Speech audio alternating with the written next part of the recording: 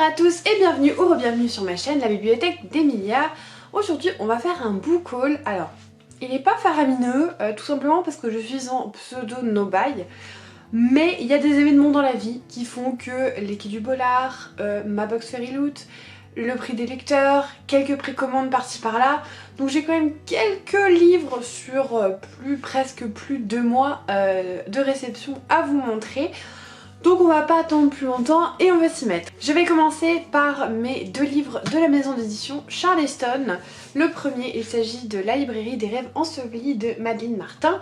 C'est un livre que j'ai déjà lu. Je vous mets juste ici le point lecture, enfin le bilan lecture du mois de mars où j'en parle plus en détail. Mais c'est une histoire qui allie à la fois la Seconde Guerre mondiale, l'amour des livres et la résilience d'un personnage principal qui est vraiment sympa. Il est très court, il fait à peine 300 pages, mais il procure énormément d'émotions, donc je vous le conseille. Le second roman de la maison Charleston que je me suis procuré, il s'agit du Souffle des rêves de Clarisse Sabart. J'ai encore jamais lu du Clarisse Sabart, à part une de ses romances de Noël, mais en roman plus classique on va dire. J'ai jamais encore testé et ça me donnait énormément envie, tous les livres. Et celui-là, il parle d'une jeune fille qui s'appelle Abigail et qui retourne en Irlande sur les traces de sa grand-mère. Elle n'est pas retournée en Irlande depuis que sa grand-mère a été enterrée. Et là, elle tombe sur une cassette audio qui relate un petit peu tout ce que sa grand-mère a pu vivre quand elle était plus jeune et qu'elle est arrivée fraîchement à New York. Donc on est un petit peu sur voilà, de la fresque familiale, de l'historique. Moi j'aime beaucoup en plus... voilà, quand ça mêle à la fois passé présent, un petit peu comme dans les romans de Lucinda Riley. Donc ce roman me donnait énormément envie. Il est sorti il n'y a pas très longtemps, je ne l'ai pas encore lu, mais je pense que c'est un écrit que je ne tarderai pas trop à mettre dans ma pile à lire. Je sais que il fait 500 pages et quelques, donc c'est quand même un roman assez conséquent. Mais j'en ai déjà entendu de très bons retours, donc j'ai vraiment hâte de tester la plume de Clarisse Sabart. Ensuite, on va passer au dernier livre Fairy Loot que j'ai reçu. Je sais plus lesquels je vous ai présenté, donc je vais vous montrer le dernier. Il s'agit de The Girl Who Fell Beneath the Sea de Axie Ho. Et c'est encore, comme d'habitude, un objet livre absolument magnifique. Regardez-moi ça. Et à l'intérieur, on a de magnifiques illustrations. Franchement, à chaque fois, mais je suis époustouflée, ébahie presque par les livres Fairy Loot. Je les regarde comme des œuvres d'art un petit peu, et je pense que c'est un petit peu ce que c'est. Dans cette histoire, on est sur une réécriture d'un mythe coréen. Et si j'ai bien compris ce que j'ai lu, parce que j'essaye de pas trop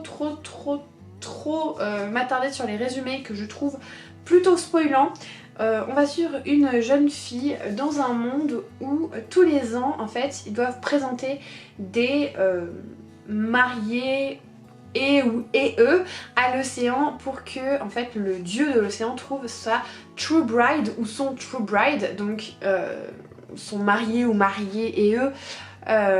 Qui voilà, celui qui va l'accompagner dans l'océan, sauf que y en a beaucoup qui pensent que c'est le frère de l'héroïne, et quand la cérémonie arrive, elle se jette dans l'eau pour se donner à la place de son frère. Je veux pas trop lire la suite parce que je veux pas être spoilée, surtout que je sais pas si vous avez remarqué, mais il est quand même très petit, il fait à peine 300 pages. Donc je me dis que si j'en lis trop, je vais vraiment trop connaître l'histoire avant de le lire. Mais voilà, c'est mon Fairy Loot du mois, le dernier, il est sublime. Franchement, regardez-moi cette couverture, c'est magnifique. Donc en ce moment, je suis à fond dans la fantaisie asiatique. Je pense que je vous ferai un petit clip bientôt sur les livres de fantaisie asiatique que j'ai lus, que j'ai aimé et que je vous recommande. Mais il y en a un qui sort en mai qui me fait terriblement envie, donc je pense que ce sera plutôt soit cet été, soit en début d'année scolaire, parce que j'aimerais bien le lire aussi pour qu'il en fasse partie de cette vidéo. Mais voilà, j'aime beaucoup les ambiances japonisantes, asiatiques, donc je pense qu'il va encore bien me plaire celui-là. Ensuite on va passer au prix des lecteurs parce que je suis certaine que je ne vous ai pas montré ni le titre de mars ni le titre d'avril.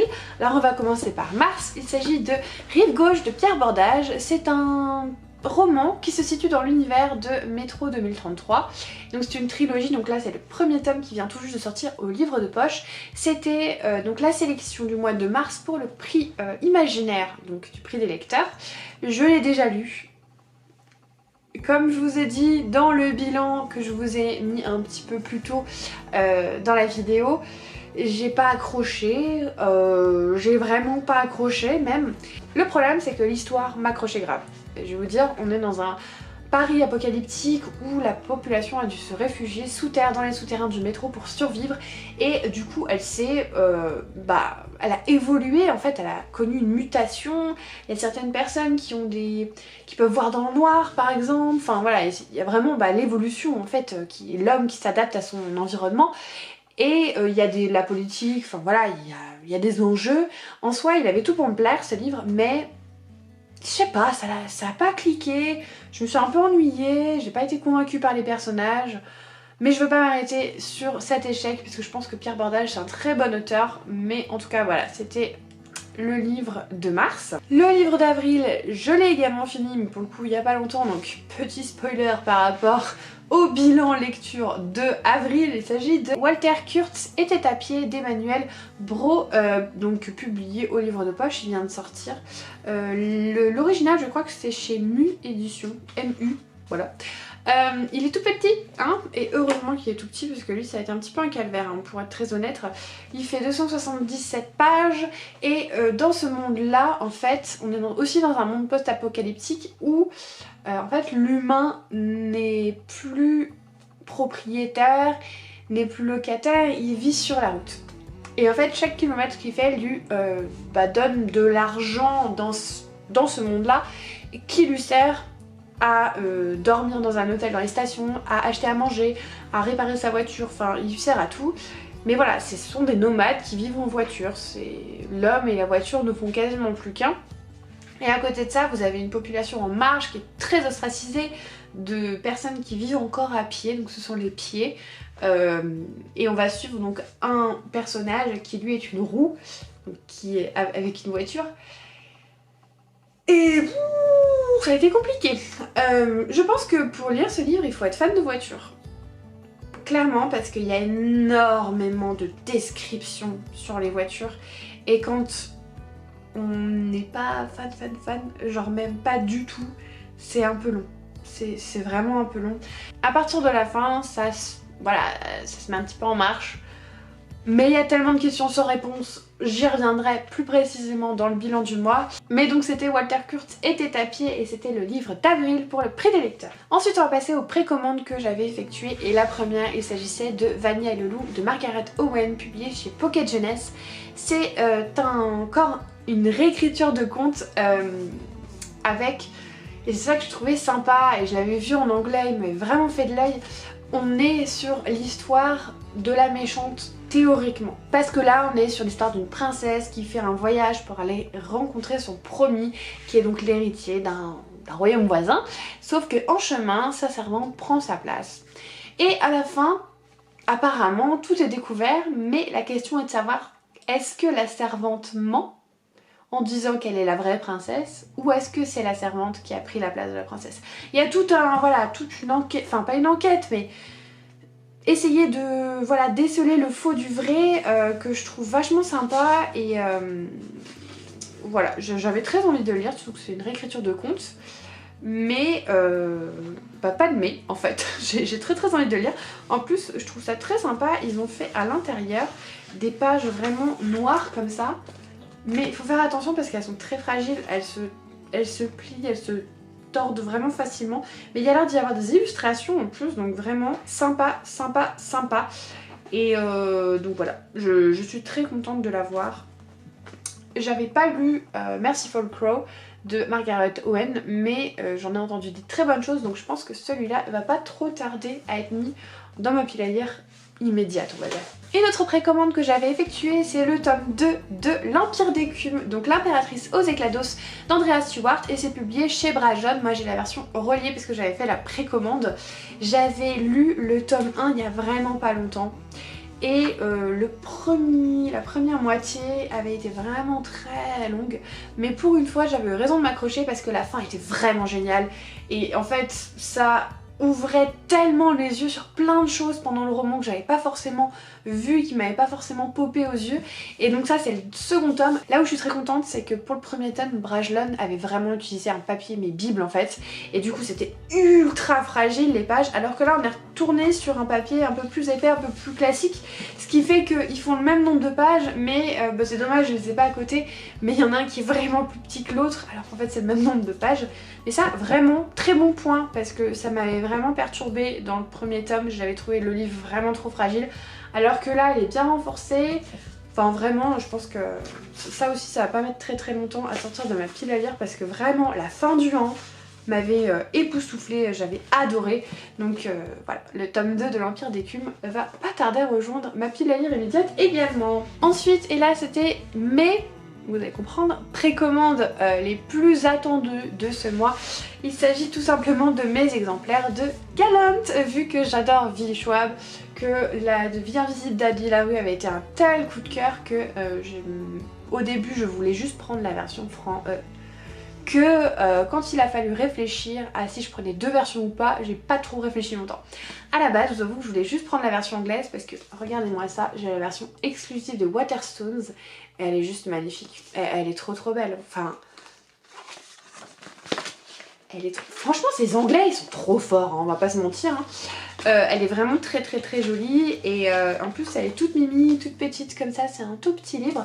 Parce qu'en vrai, il est tout petit hein, ce livre parce que... Chez Lumen on dirait pas, mais en fait il fait 300 pages, c'est juste que Lumen ils ont un... Après c'est du confort de lecture, hein, mais ils ont un grammage de papier qui est très épais, ce qui fait que leurs livres sont très lourds et très gros, mais ils sont tellement agréables à lire, du coup c'est tellement pratique. Et vraiment c'est un confort de lire leurs livres. Et du coup au début je voulais prendre que la version anglaise, sauf que Lumen a, là, trop fort encore, annoncé la version française 10 jours après la sortie de la version anglaise, donc... Ce qui est rare parce qu'en général les traductions ça prend du temps, mais ils ont dû s'y prendre vraiment à l'avance. Et en plus ils avaient la couverture américaine, alors je me suis dit que bon... Franchement en plus je suis super raisonnable parce que les seuls livres dont j'ai 2 éditions ce sont des livres de Willy Schwab. Et je ferai pas ça pour les anciens, juste pour voilà, les nouveaux s'ils sont jolis. Donc je trouve quand même que je suis plutôt raisonnable parce qu'elle va pas en sortir 15 par an non plus. Donc voilà, j'essaye de me rassurer comme je peux. Mais je sais que je suis pas la seule à avoir craqué pour les 2 éditions, donc c'est pas très grave. Vous le voyez partout, Galant, mais de quoi ça parle? C'est l'histoire d'une jeune fille qui s'appelle Olivia, qui a plus de parents, qui est dans un orphelinat, et un jour elle va être invitée à venir au manoir familial parce qu'en fait elle retrouve en fait son oncle un peu perdu de vue. Ce manoir là il s'appelle Galant, et dans une lettre que lui avait laissée sa maman, elle lui dit de ne surtout pas y aller. Elle y va quand même, vous vous doutez bien. Et voilà, on est sur du conte gothique.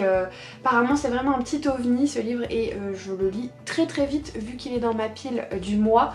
Donc voilà, je vous dirai ce que j'en pense très prochainement. Et enfin là on va passer aux petits achats que j'ai fait pour me faire plaisir, mais où j'ai été très raisonnable, puisque il s'agit de La Première Loi de Joe Abercrombie, donc publié chez Brajlon mais en poche. Et en plus il était à 5 €, donc autant vous dire que vraiment j'ai pas cassé ma tirelire pour ça. On est sur de la fantasy adulte, très adulte même. J'ai encore jamais essayé Joe Abercrombie mais j'en ai entendu du très bon. On va avoir des personnages vraiment très marqués, anti-héros. On va avoir un parieur invétéré qui est un petit peu aussi un trouillard parce qu'au lieu de se battre, il va faire des paris. On a un bagarreur un petit peu trop qui risque d'y perdre la vie dans un combat. On a je crois que c'est un espèce de prêtre mais un peu corrompu. Enfin voilà, on est sur vraiment de l'anti-héros tout à fait. Je pense qu'il va y avoir aussi de la bataille, des enjeux politiques, voilà, il y a une menace qui gronde, enfin tous les trucs de fantasy quoi. Mais voilà, j'en ai entendu des très bonnes choses, il coûtait que 5 €, donc je me suis dit franchement ce serait bête de passer à côté. En plus vraiment j'ai pas du tout craqué mon porte-monnaie, et je trouvais qu'en plus le poche était vraiment sympa avec la petite tranche rouge, donc voilà. Et le dernier achat, pas des moindres, que j'ai fait pour mon petit plaisir, mais qui s'inscrit aussi dans le fait que je suis allée au Quai du Polar à Lyon, puisque j'habite à Lyon, et surtout que j'ai rencontré l'un de mes auteurs préférés, qui s'appelle Michel Bussy, et j'ai pas résisté quand j'ai vu cette super belle nouvelle édition parce qu'ils ont refait tous les formats poche avec de nouvelles illustrations que je trouve trop belles. Donc ça c'est la nouvelle illustration de Nymphéa Noir, et j'ai craqué parce qu'en fait ce livre là je voulais le garder pour la fin parce que j'en ai entendu tellement des bonnes choses et on m'a dit que c'était celui où il y avait le meilleur twist de fin, et c'est ce que je préfère dans les romans de Michel Bussy, que du coup j'ai voulu le garder pour la fin. Mais là quand j'ai vu la nouvelle édition j'ai pas pu m'en empêcher, je l'ai pris, et puis surtout j'ai eu ma petite dédicace. D'ailleurs vraiment très bon souvenir, Michel Bussy, c'est vraiment quelqu'un de... vraiment une belle personne. Et du coup il m'a dédicacé Nymphéa Noir, qui est son roman peut-être le plus connu mais le plus apprécié surtout. On va être ici dans un petit village avec deux femmes un peu mystérieuses dont je crois que les destins s'entremêlent un petit peu. Il va y avoir aussi du passé présent et sûrement un meurtre avec une enquête pour savoir qui a tué la personne qui meurt tout simplement. Mais surtout un gros twist de fin, donc celui-là je le garde précieusement. Et je le garde très précieux, près de mon cœur même, et je le lirai quand j'aurai fini mon stock de Bussy, je pense. Et surtout c'est un petit format page que je pense que... ou alors peut-être que je le lirai cet été, je sais pas, je vais voir. Mais en tout cas celui-là il m'a pas coûté très cher, mais sentimentalement parlant il vaut pour moi vraiment très cher. Donc voilà, c'était Nymphéa Noir de Michel Bussy. Et voilà, on arrive à la fin de ce book haul. Je vous avais dit, il n'est pas énorme, mais ce sont de très bonnes petites lectures qui rejoignent ma pile à lire. Et vu que j'ai dû vraiment cibler ce que je voulais, autant vous dire que ce sont des titres qui me donnent grandement envie. N'hésitez pas à me dire en commentaire sur tout ce que je vous ai présenté, s'il y en a un qui a retenu particulièrement votre attention, ou s'il y en a un que vous avez lu et que vous avez déjà adoré. N'hésitez pas à me le dire également.